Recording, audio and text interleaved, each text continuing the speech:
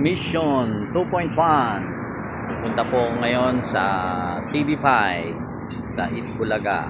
Hindi ko po alam kung makakapasok po ako. Pero may nagpapaabot lang naman po. Bibigay ko lang po ito kay Bossing.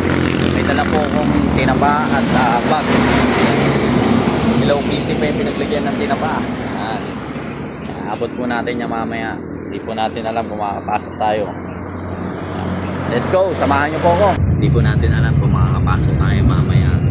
Pero hindi na po tayo sa bus. Papuntang Cubao. Galing po tayo sa San Benito, Sinalupiang Bataan. First time po natin pupunta sa Mandaluyong at sa TV5. Hindi ko pa po alam kung saan pa paano pupunta doon. Kaya samahan niyo po ako. Abangan po ninyo kung makakapasok po ako talaga. Bibigay po natin yung pinabibigay po ng isang senior citizen kay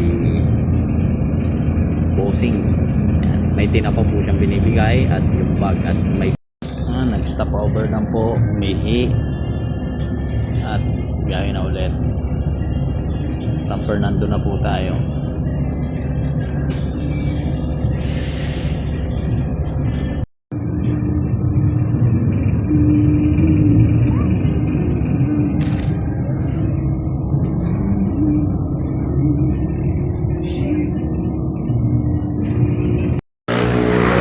Naglalakad na tayo papunta dun sa TV5.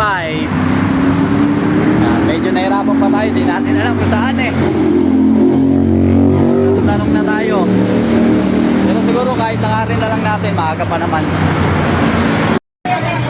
po. Negative, di po tayo makakapasok kasi wala tayong appointment, pero marami na po nakapila dito.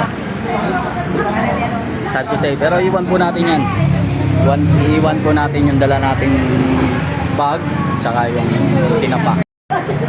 Ayan po mga nakapila, dami po nila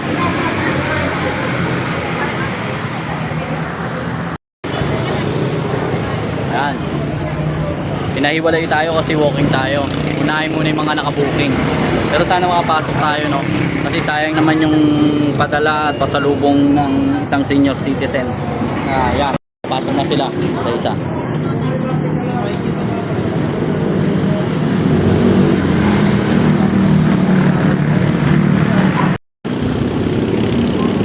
Yan guys, wala, hindi tayo pinapasok. Uwi na tayo. Unattended or suspicious items on the train and